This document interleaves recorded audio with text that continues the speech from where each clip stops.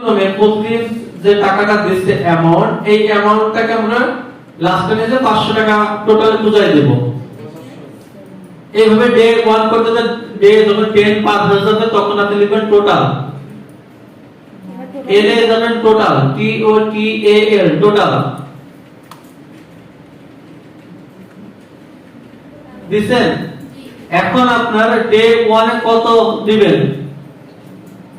Sir day 1 তো name লেখা আছে, তাহলে ওখানে আবার কত দিব?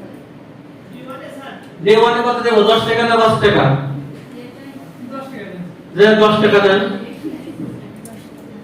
তারপর ডে 2 তে যাবে কত? 5 টাকা দেন।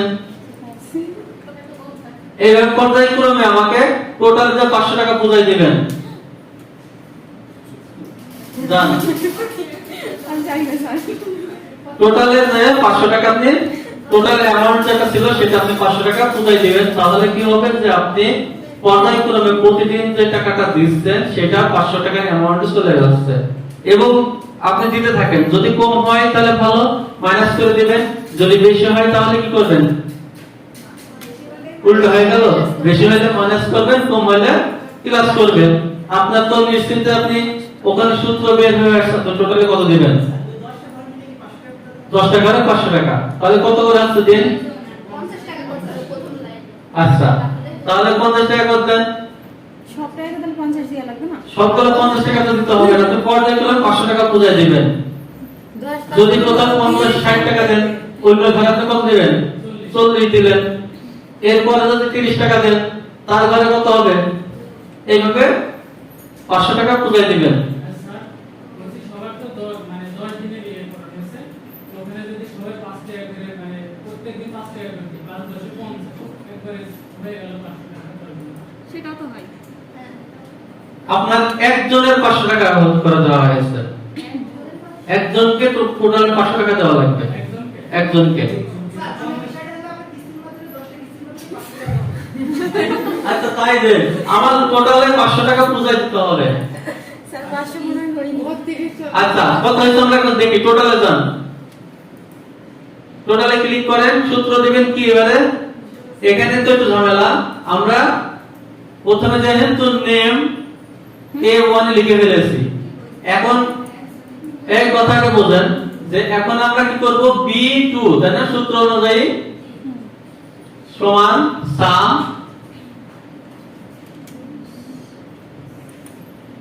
ওয়ান ব্র্যাকেট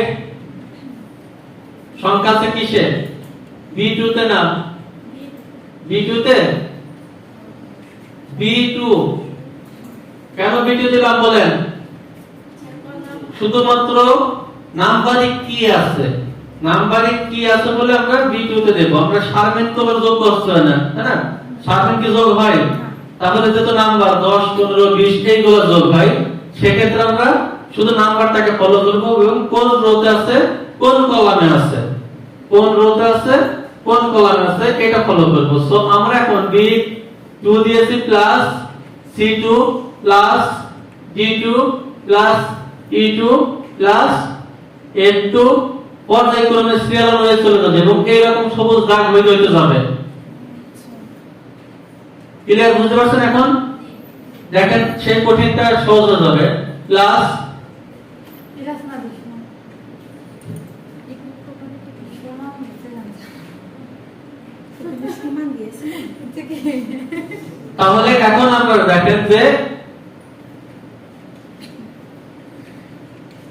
A2 এবং B2 এবং C2 যেটা ছিল 1 না, আমরা 2 ঘরে যেহেতু সংখ্যা আছে আমরা 2 ঘরের সংখ্যাটাই দেব। সেই ক্ষেত্রে আমরা যেমন সারমেন দিচ্ছে কি 10 5 30 এই পর্যায়ক্রমে আমরা সাজায় দেব। সো প্রত্যেকটা আমাকে একবারে কে সিরিয়াল পর্যন্ত আমার প্রত্যেকটা প্লাস যাবে। আবার সমান দিয়েছে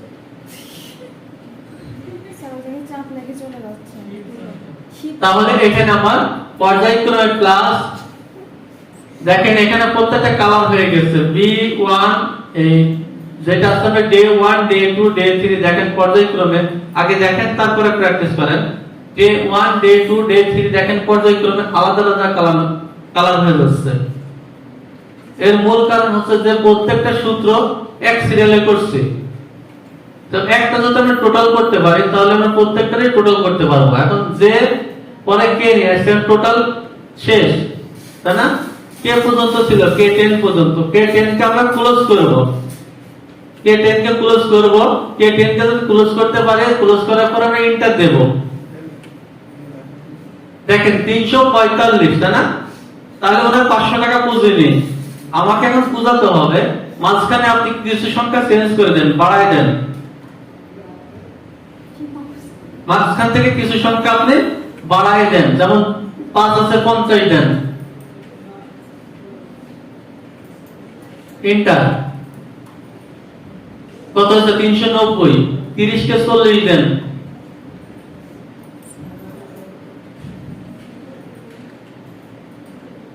এন্টার।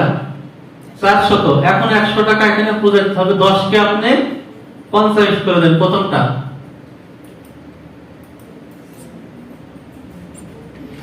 এন্টার। এখন থাকলো 60 টাকা, কোথায় দিবেন?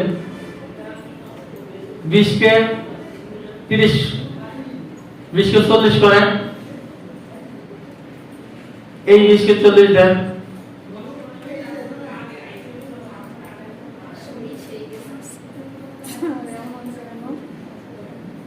আন্ডু করেন।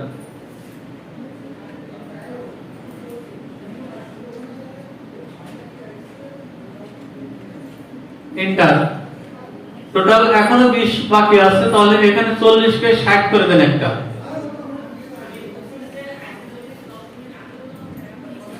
ক্লিয়ার, বুঝতে পারছেন?